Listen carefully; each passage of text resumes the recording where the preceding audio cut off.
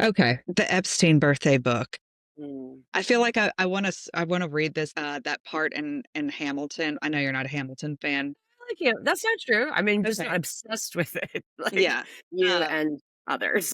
but the part in Hamilton when it's like The Reynolds pamphlet. Have you read this? Alexander Hamilton at a torrent affair, and he wrote it down right there. that's this section of the show, the Epstein birthday book. Like, Yeah. okay, this is one of the most fucked up and disturbing things I've ever seen. I'm really glad that the estate released it. You mean because like some people have lawyers that do comply with subpoenas? Yeah, Yeah.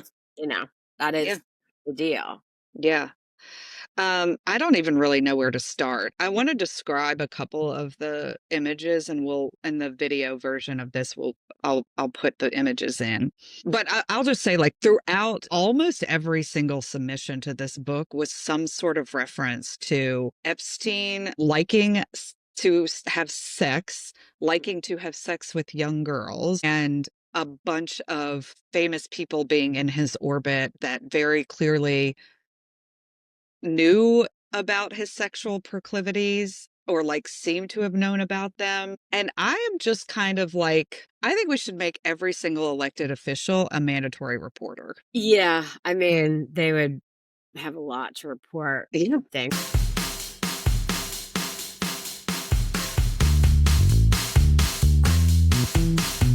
Welcome to Seriously, the podcast that dives into the baffling, We can't send them to a prison where there's animals, where there's livestock. the ridiculous, Like omelets better than sex. and downright unbelievable political climate in red states like Louisiana. So we can't go there. There's no vegan jail. Seriously. Seriously. Welcome to Seriously. We're your host. I'm Michelle. And I'm Ellie. And this week we have a couple things to talk about. It's been a really fucked up week, and we can't really avoid talking about the big news item this week, which is the assassination of right-wing activist Charlie Kirk. Yes, it is. It does feel like it's kind of like the elephant in the room slash sort of like in the back of my mind while I'm consuming other news and just thinking about other things, just seeing how other folks on both the right and the left are reacting to this. I think it gives people a lot to think about in terms of political violence in our country in general and how, lawmakers should or should not be talking about these types of issues. Yeah. This is a difficult thing to talk about because we have to hold different things in our mind. I wanted to start by reading this post that I saw online, and the person that posted this, their account is called The Hungry Black Man. And this isn't the full thing, but this is an excerpt from it. Okay. Charlie was not a figure of grace or empathy. History will not remember him as a voice of unity or a champion of justice. He will be remembered for the words he chose, words that often wounded and divided. When he was shot, he was speaking about one of America's deepest wounds, mass shootings. And when asked about school shootings, his response was not measured with compassion, but deflection. Counting or not counting gang violence, he said, as if the grief of families who send their children to school only to bury them could be minimized by a technicality. And then almost instantly, his voice fell silent. We remember the things he said about Dr. Martin Luther King Jr. MLK was awful. He's not a good person. We remember his calculation on gun violence. Quote, I think it's worth some gun deaths every single year so that we can have the Second Amendment to protect our God-given rights. That is a prudent deal. It is rational, unquote. These are not the words of healing, not the words of unity, and yet they too are part of the ledger he leaves behind. So what do we do with a legacy like this? First, we tell the truth. We acknowledge what he said, how he said it, and the hurt it caused. Second, we resist the temptation to let violence beget violence. For if this act tells us anything, it is that political violence has become a siren call to the unhinged, a spark they would gladly use to ignite the tinderbox of racial and class resentment. Today it was a conservative voice being silenced. Tomorrow it could just as easily be a progressive one. We must not let this become the currency of politics. I mean, that certainly sums up some of what I've been thinking about this week. And it's interesting about his comments about Martin Luther King, because I actually just heard just before we started this that Martin Luther King Jr.'s family put out a really very, very nice, very like not just measured, but really grace driven statement about his death and about political violence. And like, I mean, it's just, it's an absolute example to us all about how we should be responding to anyone who is in the public sphere. But in this case, I mean, like Martin Luther King, not even a politician, just somebody who is an activist, speaking their First Amendment rights, and then is murdered for that speech. That's wrong. It's wrong. That should be said like very unequivocally. Like I personally feel no equivocation about saying that. But we don't have to, we being people who disagreed with Charlie Kirk also don't have to pretend like he was not only somebody who we agreed with, but honestly, not even somebody who I would consider a good person. His words caused harm, to the trans community, to a lot of communities, but that's like beside the point. Nobody deserves to be gunned down in any situation, publicly or not. So there's that part of this. And then of course, which honestly, like so far from what I've seen, then people on the left who are just like random fucking people on the left, just random people on Twitter or whatever social media who have said things that they may regret later and or just are not really like not only are not helpful, but don't make you a good person. Yeah, they're disgusting, quite frankly. Yeah. Yeah. Like celebrating somebody's death is not the thing that one should do, in any scenario. But the vast majority of people on the left have condemned this in no uncertain terms. For sure. And that's what I was going to say is that I have not seen at least anybody who is a public official, so it's like a lawmaker on the left, on our side, say anything other than the type of stuff that we're saying, that violent, this is bad, this is scary, nobody should be engaging in this kind of behavior. So, the sort of like the claims on the right that we on the left are reacting to this in like in an inappropriate or celebratory or dangerous way, I think is like unfounded. And I will note that, that was not true, for example, with the Minnesota lawmakers who were murdered in their own homes by someone dressed up as a police officer, or with Nancy Pelosi's husband also in a home invasion, like almost bludgeoned to death. Then in the highest echelons of our government, people were making jokes about that. Yeah. And with Trump, then you and I talked about this briefly earlier, like, I don't think he ever said anything about those Minnesota lawmakers. I mean, like, which is already to me, if you were the president of the United States and something like that happens, regardless of your party affiliation, and you say nothing, then like that's already political malpractice.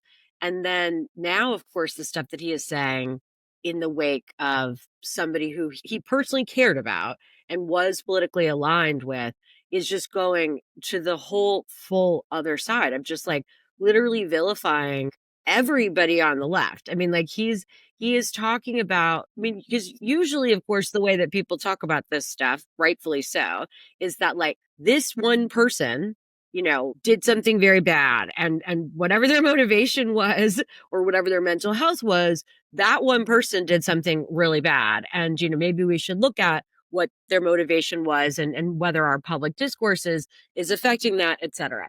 But like Trump is literally saying, and not just him, Stephen Miller, all those fucking people, that like this is the radical left. Yeah. And by radical left, to be clear, he means just Democrats. Yeah. He's not actually like, I mean, it would be already, I think, like a lot to lump this one guy in with any kind of group, but like he is linking this guy to like the Democratic Party, which like PS, I mean, about 50% of Americans identify with. So, I Yeah, mean, it's unbelievable. it's wild. So Trump made this statement, this public statement, before anyone even knew who the shooter was. Right. And That's right. Yeah. Before they so, even caught the guy. Yeah. right. And so it started out normal. He said, Mhm. quote, "It's long past time for all Americans and the media to confront the fact that violence and murder are the tragic consequences of demonizing those with whom you disagree." And then he goes on to do exactly what he just seemed to Right. condemn. He says, "For years, those on the radical left have compared wonderful Americans like Charlie to Nazis. This kind of rhetoric is directly responsible for the terrorism that we're seeing in our country today, and it must stop." And then this is, I think, where I am interested in talking to you about. He says, "My administration will find each and every one of those who contributed to this Mhm. atrocity and to other political violence, including the organizations that fund and support it." And that was something that you heard a lot of people on the right saying. Yep. For example, Laura Loomer, quote, "It's time for the Trump administration to shut down, defund, and prosecute every single leftist organization. We must shut these lunatic leftists down once and for all. The left is a national security threat." And the Elon Musk says the left is the party of murder. Fox News, whatever, like entertainer Jesse Waters says, whether we want to accept it or not, they are at war with us. And what are we going to do about it? This is an insane reaction, Yeah, and it is it is. extremely dangerous. 100%. I mean, first of all, just like, the baseline absurdity of that, like, this violence is absolutely happening on both sides. And honestly, more often is happening on the right, but it is happening on both sides. And Trump Yeah. is, all these people, of course, are just completely ignoring that fact, like, just completely. So that's already like just not based in reality and concerning. But then this is sort of what I was getting at. This whole like lumping like been the whole all Democrats, all quote leftist organizations, everyone who funds that. I mean, like that's not those groups have nothing to do with this. Like, absolutely, this guy was a 22-year-old kid, who like obviously was disaffected and like a troubled person, but like, I mean, he is not representative of the organizations, funders, and politicians, etc. Of 50% of our country. Yeah. Like it's just the problem is here, of course, is that like in the general. And I've been worried about this with Trump, in a million ways, and like it's developing in different ways. But like Trump is dying for an excuse to do what to institute martial law, to send troops into the street, to be going after his enemies. I mean, he's already doing that, and anything that they ever have that they think presents like an excuse or a justification to do that, then they go all in. And that's clearly what this is turning into. And just again, that rhetoric in and of itself is scaring people. Yeah. I mean, it's And for not good reason. well, and yeah, for good reason, because I don't know if you saw this, but yesterday someone spray painted murderers on the parking lot of the Louisiana Democratic Party headquarters in Oh, Baton wow. Rouge. I did not see that. I did hear sort of briefly that, like, I don't know if it was the day in the past few days, there were like bomb threats called in to a bunch of HBCUs across the country, like some other kind of stuff like that, like state level Democratic Party, like people. I mean, they were all just like fake threats, but like, it immediately It started only takes one. operationalizing itself. Yeah. And also, I mean, just even if I mean, God forbid, somebody really takes up the mantle for violence, but just like the threats of it, calling in bomb threats, like stuff like that. I mean, that has a real chilling effect and is intended to, I mean, like that's a violent act in and of itself, even though somebody is not, no one died, So it's really, it's really incendiary. And it's so far out of keeping with particularly what the president of the United States has ever done in this kind of scenario before. Again, there's always hotheads. There's people that don't react well in the moment, but the president is supposed to be calming people down and reassuring people, not like vilifying like huge swaths of the population that had nothing to do with this and do not support these actions. And not just vilifying, but like in a way that like, Is like pouring fuel on the fire. I mean, this 100%. this is like I mean, January 6th, like this is exactly what he does. He is about incendiary politics. That is his brand.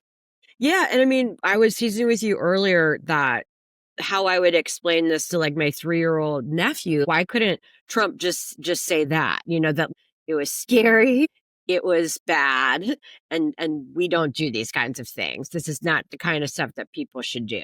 I mean, like Trump wouldn't have gotten any accolades for like an articulate, most articulate response to a crisis if he just said that. But like, that's all you have to fucking say, man. It's really pretty simple. And not only is he not doing that, his administration not doing that, but like whether intentional or unintentional, and I think it's probably both, that instead what they're doing is basically inciting violence against their quote political enemies. And the hard thing about this, and you and I talked about this earlier too, is that, the really sort of difficult position that it puts people like you and me and just everybody on our side in. Then I heard Sarah Longwell talk about this yesterday. I thought she put it really well.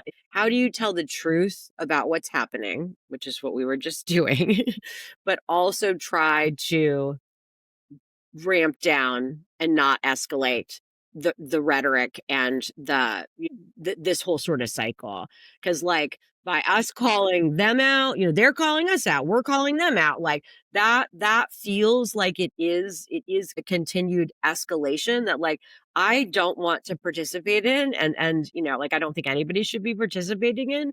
But at the same time also like we can't not say what call out what's happening. Yeah. That's the other part of holding two things in our head at the same time, right? Because they want to chill the country from disagreeing with them. And we have to be able to say like, no, what you're saying is wrong. What you're doing is wrong. Trump has for years now talked about people like all Democrats as political enemies and going after his political enemies. That in and of itself is like not really how most politicians talk, let alone presidents or presidential candidates. So this is like just it's of that piece, but like where now like they feel both emotionally invested and emboldened to just like really double down on that. It's very, very disturbing, honestly. Yeah. Well, and it's dangerous. And we know that it's dangerous because like in the context of the work that we do, we have a lot of experience seeing the dehumanizing language that has been used against people advocating for abortion and people providing abortion in the country has led to real actual violence and real actual murders happening. I'm not one for forced self-help, but like seriously, like we need to all take a deep breath and think about how, and I don't know what the answer is, but like think about how we continue to do the work to build the more perfect union. And not be chilled into silence by what they're saying, but also not let our frustration and our anger in some circumstances keep fueling this shitstorm, this fucking dumpster fire. I agree. Yeah. I mean, I think, the taking a deep breath, I mean, people need to just talk about this responsibly, and like that's advice I would give to both sides on this issue. And the hard thing right now is that from the highest echelons of our government on the right, then that doesn't seem to be happening. But, hopefully this too shall pass, and it isn't the starting salvo into devolving into more political violence. And as we were talking about with Martin Luther King and many, many others, Malcolm X, Harvey Milk, like later on, I mean, people who could have been similarly seen as like provocateurs to folks on the other side were gunned down in Yeah. public. And, we still have a country. But yeah, talk about it seriously. It's been like just, a lot. I will say that on a light note about this, that if God forbid, then I am assassinated, then I want you guys to do, this won't be true on the national level because I'm not that well known on the national level, but on the state level, then I'm going to expect flags at half mast. I'm going to expect people to be taken off of all of their official capacity jobs and coming to escort my body back to New Orleans. And I'm going to want like the whole martyr Pomp and circumstance. Right. Don't worry, Ellie. I got you. God. All right. Anything else you want to say about this? No, I don't think so.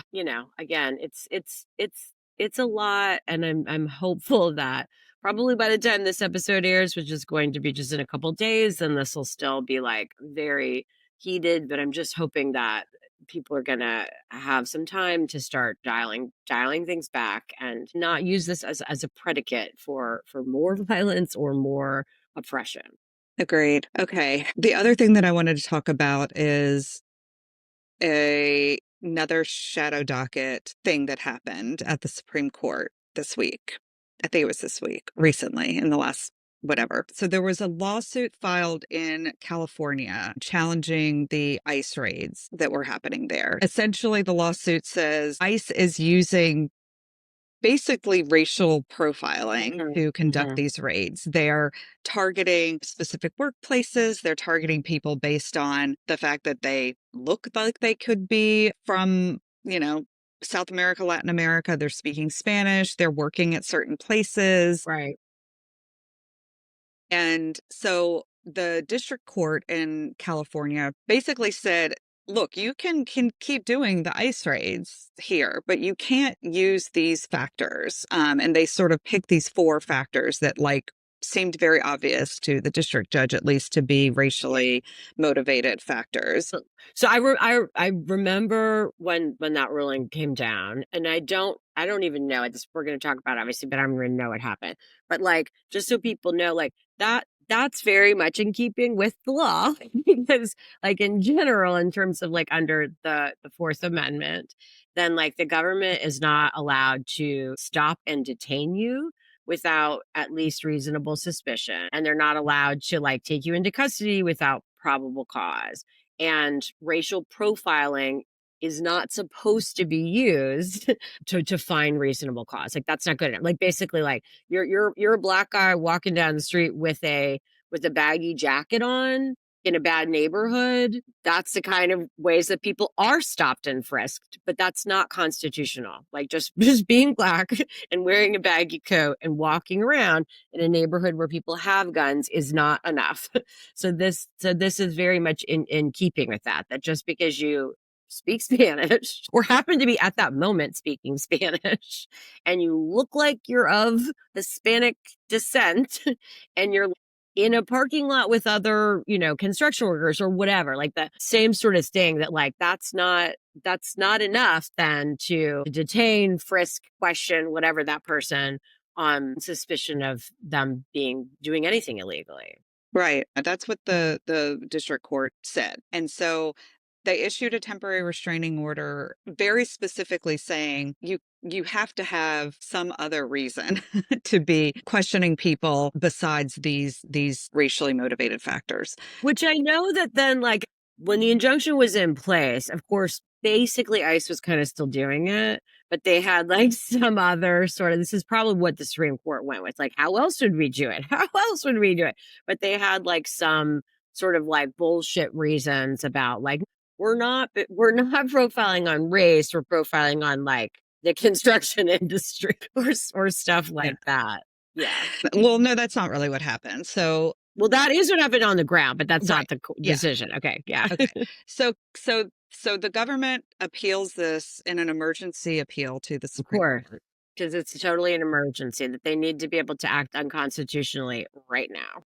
Right. And so the Supreme Court vacates or stays the temporary restraining order, the TRO. And as the Supreme Court now is wont to do, they didn't issue any sort of reasoning as a court on this. But Kavanaugh decided to write a concurrence. Real quick before we get, because you and I have talked about this, but I don't actually think that we aired it, about how damaging and frustrating it is that the Supreme Court keeps doing just what you said, that like on the front end that they're taking these up on an emergency basis that they never normally would. It's not an emergency. The case will percolate its way up and the injunction will be in place in the interim. That's like normally how things work. But then more importantly, probably, then with the shadow docket, is that, there's no oral argument. There's briefs that are submitted, but there's no oral argument. And then the decisions that they're issuing, there's no reasoning. They're just like, the injunction is vacated. So like nobody, them judges, lawyers, humans on the ground have no idea why. Because Right. why is that implicitly the Supreme Court is saying that we don't think that you will succeed on the merits. Presumably, maybe not. Maybe they don't think you have irreparable harm. Again, there's various reasons that injunctions, that you're not allowed to get an injunction. So we don't know why. We don't know what the legal problem is, and we don't know what the rationale is. Like, why do you think that there's not irreparable harm? Or why do you think that the claim won't succeed on the merits? It leaves people not knowing at all what to do in the fucking interim. So these cases are ongoing.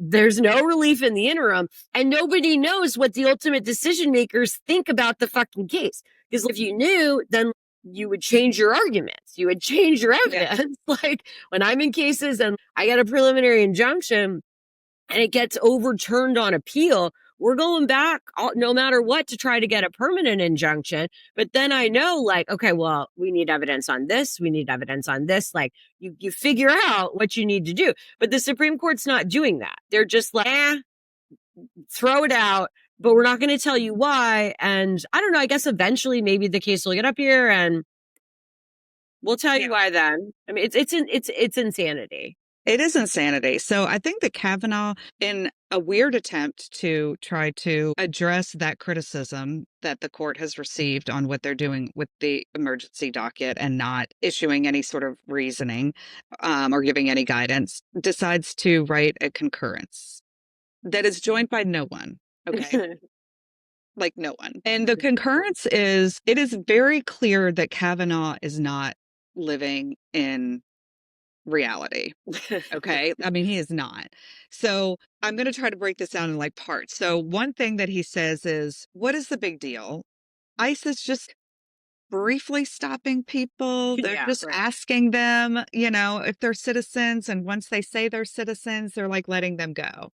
Well, that is not what's happening at all in a lot of these circumstances. And Justice Sotomayor writes a dissent basically to Kavanaugh's concurrence. So this is kind of a weird thing, but she even cites in her dissent cases, specific cases where ICE has used force against people and even detained them temporarily that are U.S. citizens. Yeah, I mean, for sure, at least anecdotally, we know that's happening because there's media coverage of it. Like the prevalence of it, I don't know, but it is for sure some people's constitutional rights are absolutely being violated because there's video footage of it happening.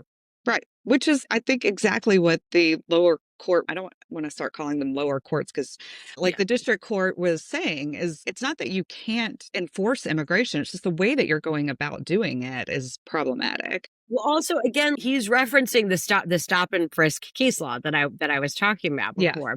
What Sotomayor's point is that in many cases, this is not just a stop and frisk anyway. So they had reasonable suspicion to even do that. Who knows? But then we're going beyond that anyway, where they need probable cause. So yeah. So Kavanaugh also says that the plaintiffs don't even have standing because this TRO isn't warranted. They don't have standing to ask for a TRO because this isn't going to happen to them again. And so he cites this weird case called Lyons, and I'm not the lawyer. You're, Louisiana's greatest legal mind. I don't want to compete Totally true. with Pumps Right. for that title of Yeah, luckily America's. she's in. Yeah, I know it's true, yeah, but luckily yeah, she's in Oklahoma. But yeah, yeah. yeah. So you are Louisiana's greatest legal mind. So this case Lyons. So what I understand is that this case was about um a guy who was manhandled by police. They put him in a chokehold, and he asked for a TRO, and that the Supreme Court said, this is probably not going to happen to you again, right? Yeah. So Kavanaugh is using that as the case precedent to say that these folks in this case don't have standing. But it's so ridiculous because if they work at a car wash or they are day laborers and you let ICE continue to do this racial profiling, they're going to keep going back to these same workplaces and be using the same thing. Maybe this wouldn't happen to them again if they never went to try to find day labor or worked at this car wash, but that's where they work. So I, the likelihood of it happening again, if this practice isn't stopped, is actually pretty. I mean, it's insane. yeah. Well, so yeah. I mean, so I have not read this concurrence, but I get what's happening here. And a couple things. What Kavanaugh's saying is that it's moot. Like it already happened. That already happened. It can't be stopped now. But like, there's tons of cases, of course, which this would seem to fall into those categories where, like with police violence, where you're what you're asking for the TRO on is the policies and procedures that are being used. And for sure, that is something that is ongoing. They're going to keep using those policies and procedures. There's also circumstances like with abortion that has sort of an exception to standing on this issue. Because in any given person, basically, if you're challenging, the state is denying me my right to an abortion, by the time it's going to get to the Supreme Court, this came out of Roe. By the time it's going to get to the Supreme Court, you're going to have already had the goddamn baby. Whatever the court does is not actually going to be able to impact you and whether the state can force you to have the baby. So there's a whole line of cases about that like, and I can't remember exactly what it's like likely of replication and of evasive from relief. That's not quite right, but it's something Okay. it's something very similar to that, meaning that this is going to get replicated with other people. Like you're talking, not just with the same person, like, will this same person be pregnant or will this same person be detained by ICE again?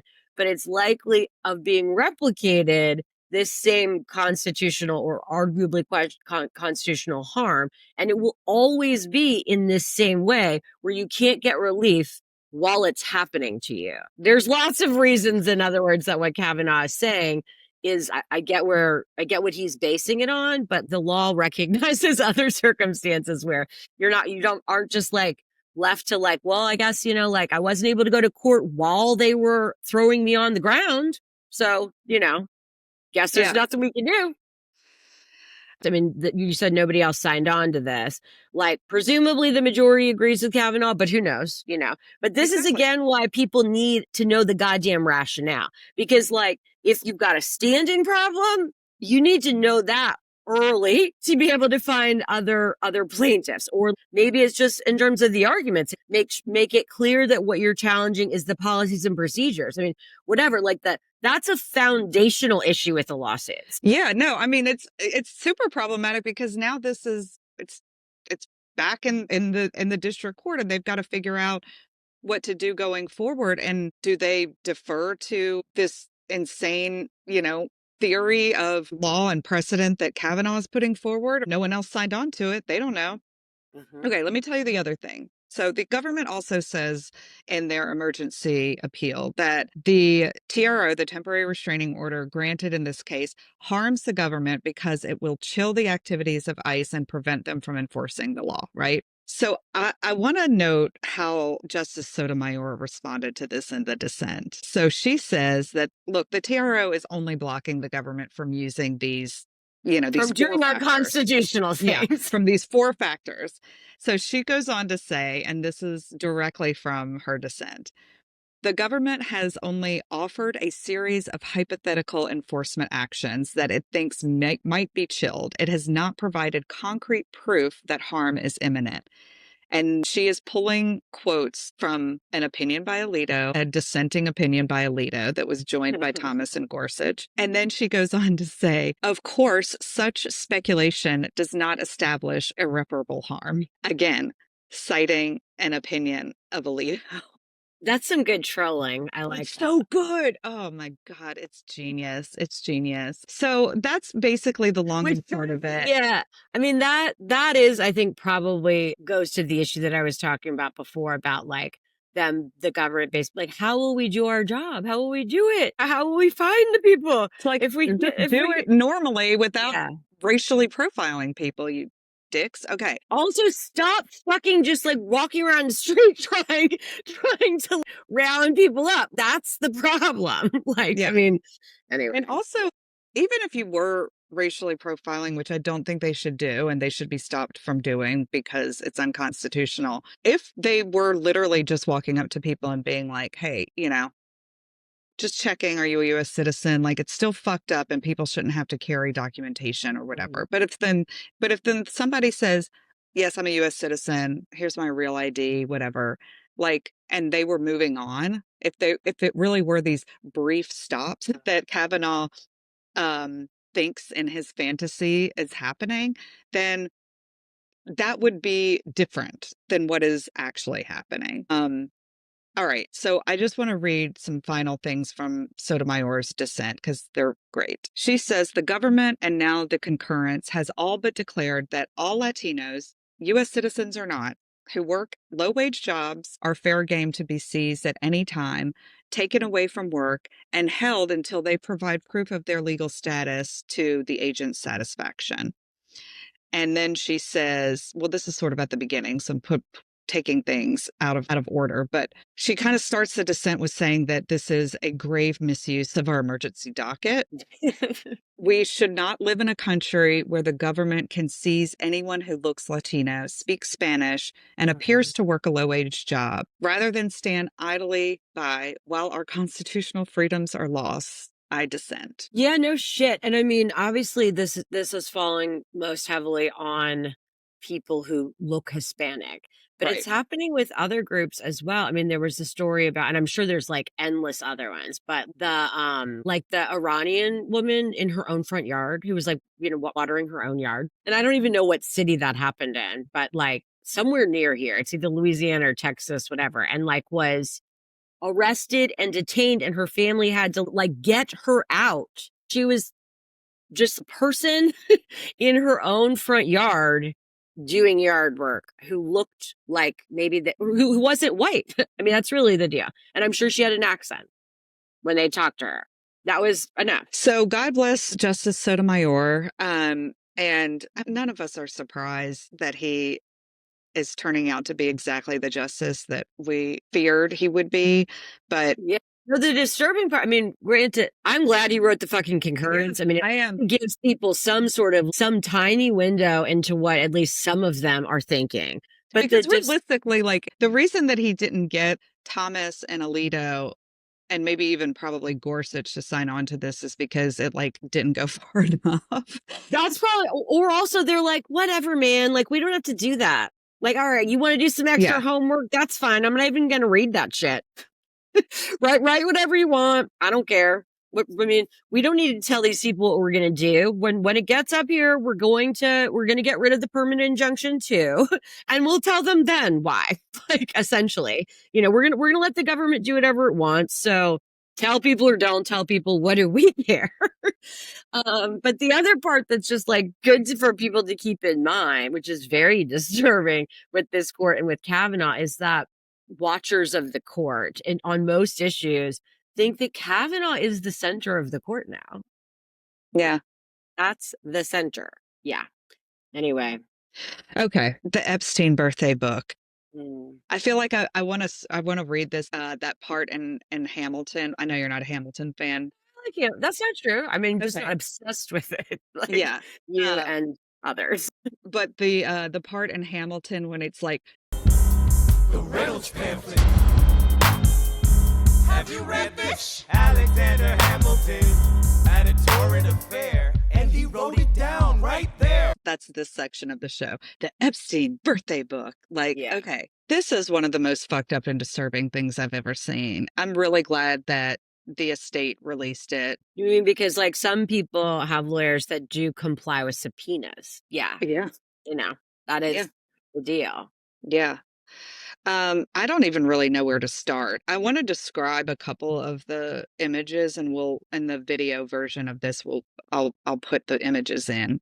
But I'll just say, like, throughout almost every single submission to this book was some sort of reference to Epstein liking to have sex, liking to have sex with young girls, and a bunch of famous people being in his orbit that very clearly knew about his sexual proclivities or like seemed to have known about them. And I am just kind of like, I think we should make every single elected official a mandatory reporter. Yeah. I mean, they would have a lot to report, I Yeah. think. But no, I mean, I sort of heard what I've heard about it is kind of this, I mean, obviously it's his 50th birthday. I think it's just be kind of like, a little bit teasing him, a little bit of a roast kind of thing. Basically, like the only jokes, every single person, it's like that he's rich and that he likes having sex with young and or underage girls.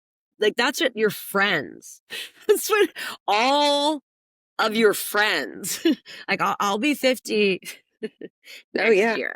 Uh-huh. I mean, We're I've gonna got put a a lot of birthday funny booth. friends. I've Yeah. got a lot of funny friends, but like, I mean, those would not be the jokes. And, things have gone off the rails if that's what like the people who know and love you are, and know you best, are teasing you about. Before you get into like just some of how gross it is, I just want to say like, I've just been very amazed and amused this whole time in terms of the self-inflicted wound of this with Trump and his administration. The like on and on and on promises that they were going to releasing everything, when he was running. And granted, like it was more people around Trump. Like Trump was a little bit equivocal when asked himself, but overall still he was all in with this. And the rest of them like fully. And then, of course, they get into office, they look at the stuff and they immediately like, we're not going to release anything. But the hilarious part to me is, again, with the self-inflicted wound, Trump, like, he, of course, had not seen the FBI's file. So you don't know what people have said. You don't know what they know. But you know what you did. Like, you know what you did. And you know what you saw Epstein doing. So it would not be hard to guess that like there's going to be, if not, again, the best case scenario. So let's say that like Trump himself never, or there's no evidence of him or commentary in this accusations of him having sex with underage girls. Like, that you were in these scenarios where what was happening was obvious and that there were witnesses witnessing you witnessing it. Like again, you know what you did. So why then would you be the one who's saying like, we got to release it all, man? It's just the stupidest shit I can possibly think of. But also like when the stuff like has come out, there's this birthday book. Trump has this drawing and this poem and it's weird and blah, blah, blah. Like just say, yeah, I did that. It's not what you think, blah, blah. I mean, I think he is just, Sarah Longwell says this a lot. Nobody thinks that Trump voters are dumber than he thinks they are. It's true. That is true. And he fully believes that he can just say, despite the evidence that is in front of you, this is not true. It's fake. It's a hoax, blah, blah, blah. And that they're going to believe it. And you know what? Probably 30% of them are going to believe. I mean, 30% is that's his core, but yeah, 32 or something. The other part that's dumb, again, from like a strategic standpoint, is that like, we know that way more than 30% of the population has disregarded already twice the fact that there is like undisputable evidence of him being some kind of a sexual predator. you know, I mean, he's a whether pervert. it's with I mean, young girls or not. yeah, Right, exactly. like, So I mean, like, it's not like no, this. we're not accusing him of any illegal sexual misconduct. This isn't But like the there's no olden doubt days. he's a fucking pervert, you Yes, know? I mean, and again, we've heard him on tape saying things. A jury has found him guilty of things. From his perspective, people don't care that much. So again, why are you lying about this? Like, this isn't Yeah. like the old days of Gary Hart, where like, you know, him getting caught having an extramarital affair, you know, literally ended his his presidential run. I mean, like, Yeah. this is so like, why are you lying about it? I mean, people didn't really care before. Yeah, just say it was a long time ago. It was a joke, you know, like it was not in good taste. I mean, Locker room talk.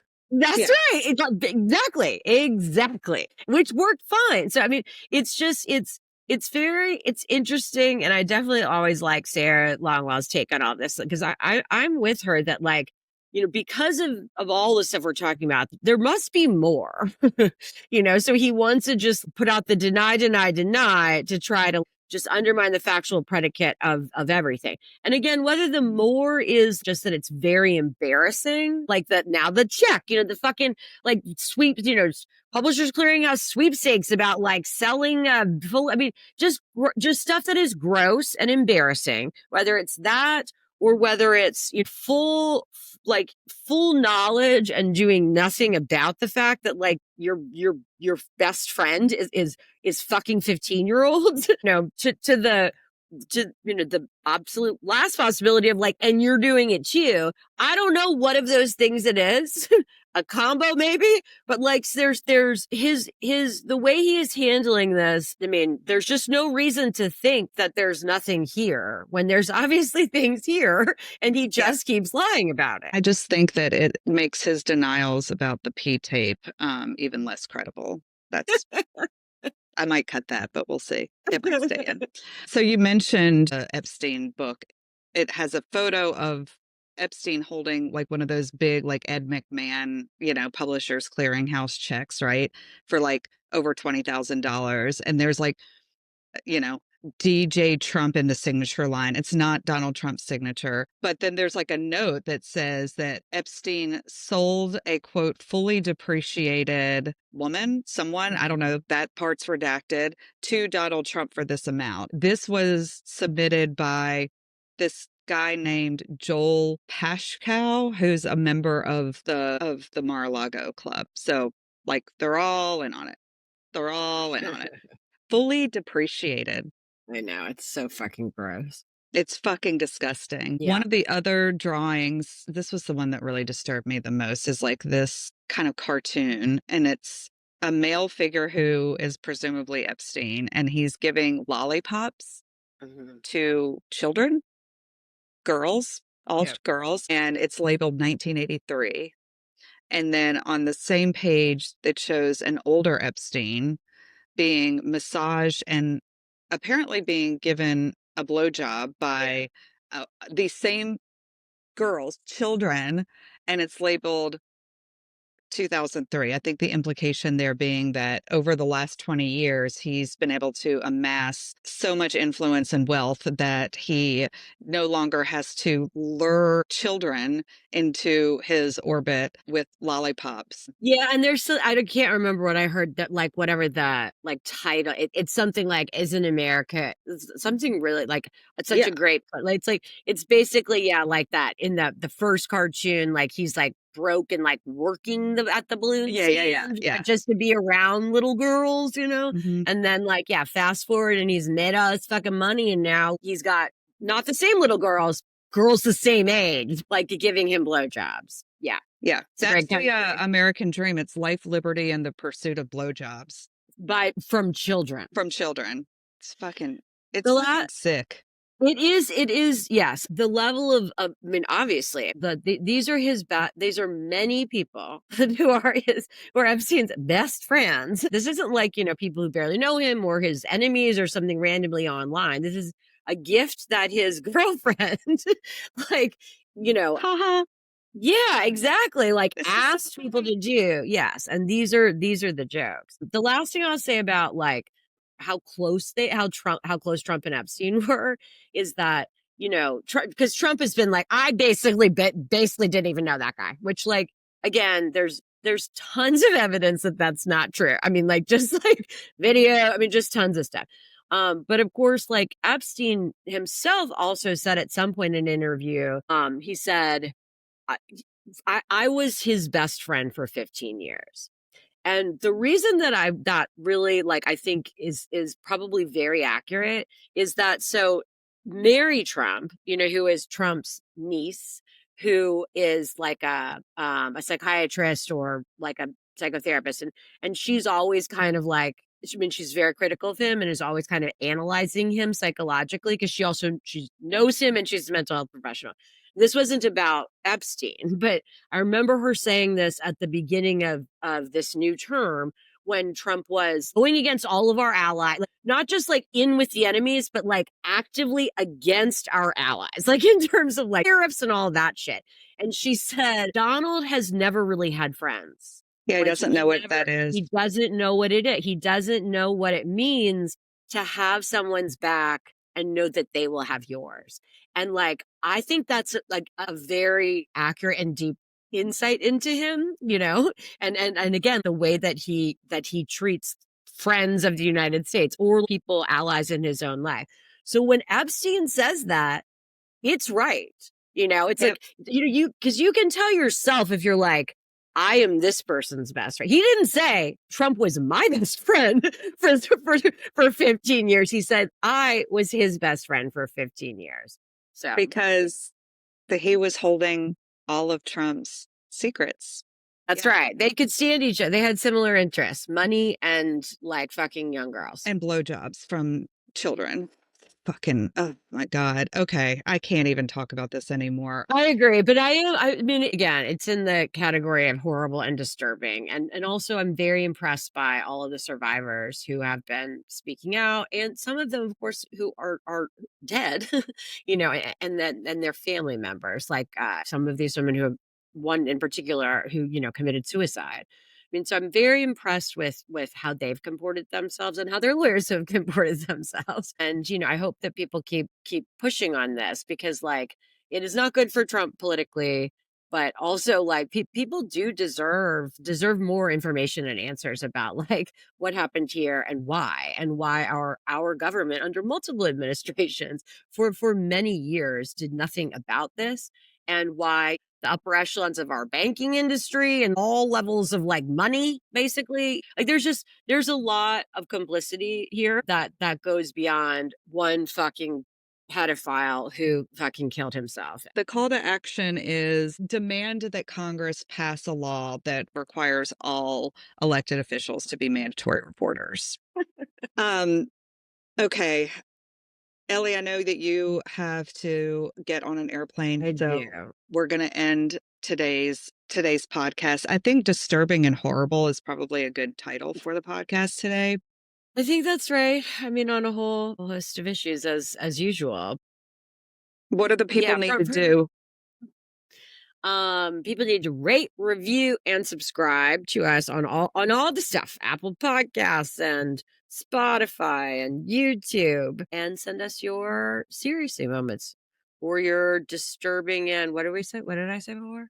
Horrible and disturbing. Yeah, horrible and disturbing moments. Those often qualify as seriouslys. Yeah. Okay. Well, thanks, Ellie, again, and we will be back next week. Yeah. See you next week. Thanks.